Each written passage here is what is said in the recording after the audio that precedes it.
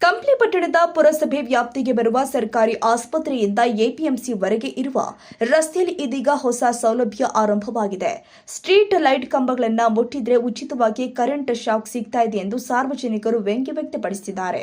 S ವೀಕ್ಷಕರೇ, ಈ ವಿದ್ಯುತ್ ಕಂಬಗಳಲ್ಲಿ ಕರೆಂಟ್ ಶಾಕ್ ಭೀತಿ ಎದುರಾಗಿದೆ. ಕಂಪ್ಲಿ ಪಟ್ಟಣದ ಪುರಸಭೆ ವ್ಯಾಪ್ತಿಗೆ ಬರುವ ಸರ್ಕಾರಿ ಆಸ್ಪತ್ರೆಯಿಂದ ಎಪಿಎಂಸಿವರೆಗೆ ಸಾಗುವ ಪ್ರಮುಖ ರಸ್ತೆಯಲ್ಲಿ ವಿದ್ಯುತ್ ಕಂಬಗಳು ಜೀವಕ್ಕೆ ಅಪಾಯಕಾರಿಯಾಗಿ ಪರಿಣಮಿಸಿರುವುದು ಬೆಳಕಿಗೆ ಬಂದಿದೆ.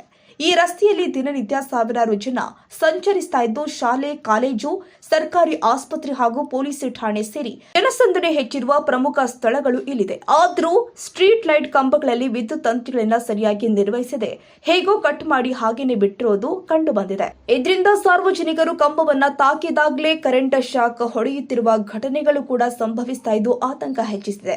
ಮಾಹಿತಿಯ ಪ್ರಕಾರ ಈ ಮಾರ್ಗದಲ್ಲಿ ಒಟ್ಟು 41 ವಿದ್ಯುತ್ ಕಂಬಗಳು ಇದ್ದು ಅವುಗಳಲ್ಲಿ ಸುಮಾರು 35ಕ್ಕೂ ಹೆಚ್ಚು ಕಂಬಗಳಲ್ಲಿ ಕರೆಂಟ್ ಇಂಡಿಕೇಟ್ ಆಗ್ತಾ ಇದೆ ಅಂತ ತಿಳಿದು ಬರ್ತಾ ಇದೆ. ಮುಂದಿನ ಮಳೆಗಾಲದಲ್ಲಿ ಈ ಸಮಸ್ಯೆ ಇನ್ನಷ್ಟು ಗಂಭೀರವಾಗುವ ಸಾಧ್ಯತೆ ಇದೆ. ಮಳೆಯ ನೀರು ಕಂಬಗಳ ಸುತ್ತ ನಿಲ್ಲುವ ಸಂದರ್ಭದಲ್ಲಿ ಕರೆಂಟ್ ಲೀಕೇಜ್ ಹೆಚ್ಚಾಗಿ ಸಾರ್ವಜನಿಕರು ತಿಳಿಯದೆ ನೀರಲ್ಲಿ ನಡೆಯುವಾಗ ಶಾಕ್ ಹೊಡೆಯುವ ಅಪಾಯ ಹೆಚ್ಚಾಗಲಿದೆ ಎಂಬ ಆತಂಕ ವ್ಯಕ್ತವಾಗ್ತಾ ಇದೆ.